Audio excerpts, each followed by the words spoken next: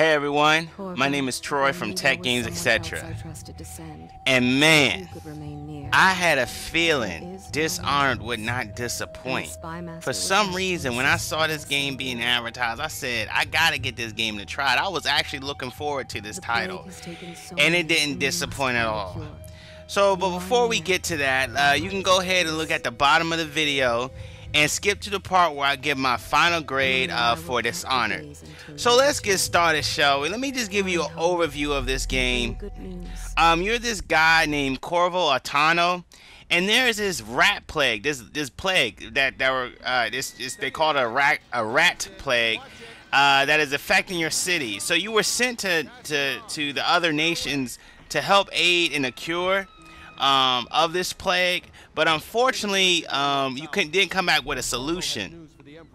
So when you come back home, whatever, you were framed for the murder of the queen. I'll say the queen for now, because I can't think of a better title. And that's when all the hell breaks loose, literally, you know.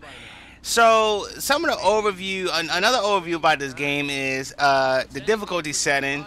You can actually have this game to easy to very hard. I mean very hard. So but you can also switch the difficulty through the gameplay as you play the game. Also, you have supernatural powers, and your weapons can also be upgraded as well, and your supernatural powers. So let's get to the chase of why this game really stood out to me. Let me give you my top 5 out of 9, and you can just go ahead and read the rest of them in the description box below. Number 1, you can take multiple paths to your target and outcomes. Okay, so the storyline of Dishonored is that you're framed, right? So you're framed and you become an assassin, basically. An assassin. You can take multiple paths to your assassination target. You can take the window, you can take the ledges, you can take the back door, you can take the front door, you can take the drainage system, you can take you can have someone else do it during the storyline. For example, and this is what set this thing off for me, really. So you had to go kill these twins, right, at this brothel house. It was called the Golden Cat. So you meet this gang leader called Slackjaw. He was in this brewery place, whatever. He runs this gang on the streets, whatever. So you meet this guy named Slackjaw, whatever, and he says, look, I hear you going after the twins, like these twin miners, like they own the mine. They're part of like the government, I think. He says, look, if you help me find this art dealer, I will get rid of the twins for you without even killing them. And you will never see them again. So I'm like, huh, this is kind of cool. So I said, alright, let me see what he's going to do, right? So I went to go, long story short, went to go get the safe key for him, the combination to the safe from the art dealer. So he's like, alright, I'm going to take care of him for you. He said, this is what I'm going to do. I'm going to kidnap them, cut out their tongue, and put them in the same mines that they subject other workers to work. And that's it. And I was like, oh, okay. But it was just like, it was so unexpected. It took me by surprise. Alright, number 2. I love the controls. You have buttons for each hand. You have your spell, your weapons on one, and you have your sword on the other. And it's very fluid controls. I love the sword fighting in this game. I love it a lot.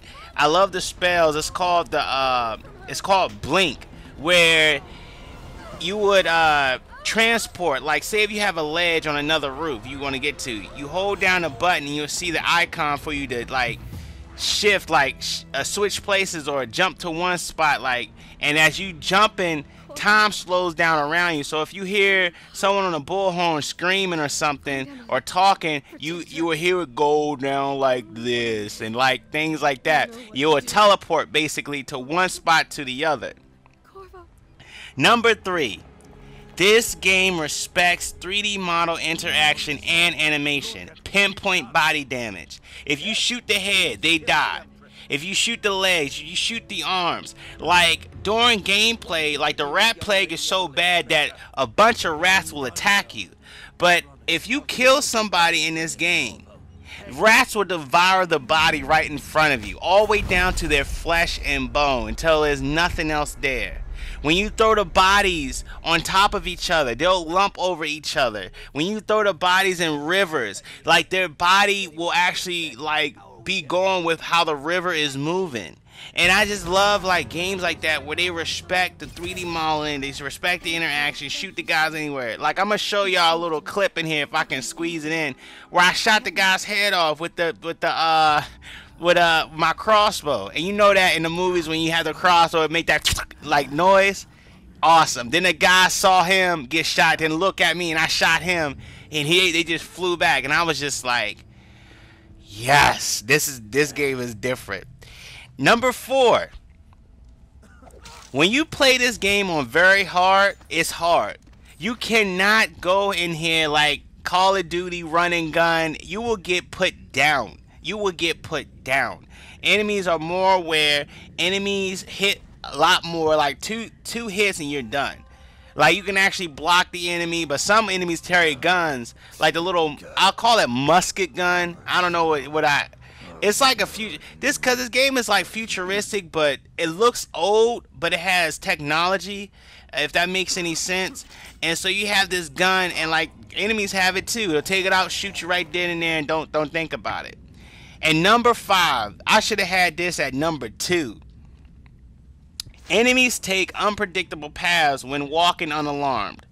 Now, sometimes in this game you can predict the path. Other times, I was standing in this spot, about to come down and assassinate the guy, but there was another guy beside him. They were taking so many unpredictable paths. I was sitting there for 9 minutes. 9 minutes, and I didn't move. Then I died, tried to not assassinate, but kill this guard. So next gameplay, I was like, man, forget it. And you have to really think when you sneak around this game. Like, this game will have you, like, breathing like you're the actual character. Now, with the pros aside, I'm going to give you my cons. And these are my top cons out of 6. And you can go ahead and read the rest in the description box. That last one, I guess. The character is mute in this game. Your main character is mute. And some people may say, I get slack for saying this about main characters. I get slack about this for saying about Dragon's Dogma and everything like that. But the writing is so good. Like, you should be able to talk. I hate when my character is mute unless the story says that the character is mute. Like when you play Transformers and you're playing Bumblebee. Bumblebee's voice communicator was disrupted, so he was unable to talk. That was explained in the story. I don't like that. I just don't like how characters are mute. I think we're living in an age where we can have voice in our characters unless the story calls for it otherwise. So now, number 2. The plot of who is involved is revealed too early. Like the suspicions of who's involved. And it don't add like a type of suspicion. Okay, who's involved in killing the princess, whatever, the queen, whatever. It was like as soon as you play the game, you're like, okay, I know who the enemy is. As soon as you were double crossing frame, you already knew who was involved. But this has a positive side to it that I still played the game. Like this game is that good where I was like, all right, you know how I get on games of like stretching things out, like when I did my Resident Evil 6 review and my Crisis 2 review, and how they keep, the word I used was teasing who's involved. You keep throwing obstacles in it. They get straight to the point with this storyline, and I'm still playing the game to see how the story pans out. But pretty much you had to go save the queen's daughter, and you save her quick. It's not like Resident Evil where you try to go and everything falls apart and they still trying to stretch it out. You get to that daughter quick, and the story still evolves. So the interest of, okay, I got the daughter, so where is this story going to go, still piques my interest to playing. Number 3. It would have been nice to have a map in here. Now, When I say map, a detailed map of the area of where you're going. I could not find one in the options, but when I went to the Golden Cat, which was the brothel, and I had to go into the madam's, the head mistress's room, there was a map where you could look at. But unfortunately, I did not find a map where I can carry with me to know like certain routes you can take without. Because with no map, you're trying to guess, okay, I can go on this ledge, I can, go in these alleyways and things like that. Sometimes I got stuck, like when I rescued the daughter, she had to run to the boat ahead of me. And they'll place a marker where she's at, and you're like, okay, can I go down this street? Okay, that's blocked. Can I go over it? And that's blocked. Number 4. The graphics are not that impressive. The colors seem washed out. Now, me personally, I don't care about graphics. I really don't care about graphics. It can look 6-bit for all I care, as long as it's fun, But some of y'all who are graphics are a big deal to you. You may not like it, if graphics are a big deal. But trust me, the gameplay makes up for it. Number 5. And this is like a nitpicky type thing. I wish you can have more than a pistol, and a crossbow as your firearm. But this is an assassin game, and so I know why they did what they did. They wanted a more melee-ish type of game, which is fine. It works fine.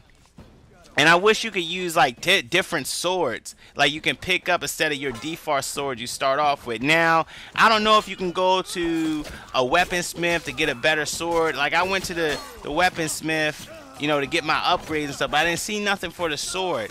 I mean, because this game, I love how they do the death, the sneaking. It would just be nice to have like a Tommy type of gun, and just spraying people, because the collision detection with these 3D models are great. But with all that said, what is my final grade for Dishonored? I give it an A-. I give it an A-. From what I played, it's a solid A-, because I love the art style. The art style reminds me sort of like what BioShock Infinite is looking like. Like it reminded me of BioShock a little bit. Even though I didn't like BioShock, the art sort of reminded me of BioShock. I don't know why. And it has elements of Skyrim, dealing with dialogue and multiple outcomes. And you can the dead bodies will be at the same spot you killed them at, even though you leave the area. It will still be there. And it has the Darkness 2 grittiness, especially in the very beginning when a queen gets assassinated. She gets stabbed and blood's everywhere and things like that. It has like sort of a Half-Life look to it, feel to it, and it has the stealth of like a Metal Gear Solid or a Tenchu. But the only thing I have is this game worth $60. Yes, it's worth $60 if you like sneaking games, but unfortunately, it really does not have any replayability after you beat the game. You can go back and get all the secret stuff and things like that, but I question the replayability, and that's why it's an A-. An A is saying, hey, this is a good game, but a minus is like, is it worth $60? Yeah, it's worth $60 if you like sneaking, but you gotta be mindful of there is no replay value. You can go through the game. Like, to me personally, I would play the game over again to get the secrets, because I like the sneaking aspect of it. They really capture that.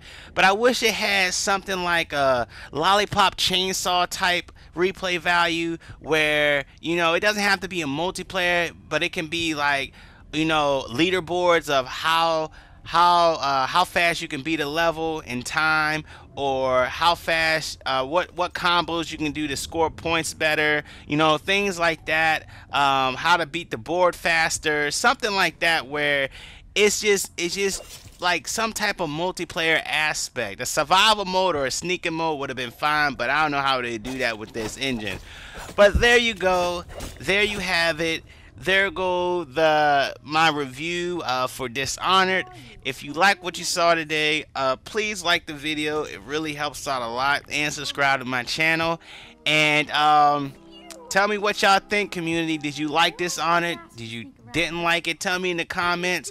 That also helps out in the video as well. And there go all my contact information. See you later.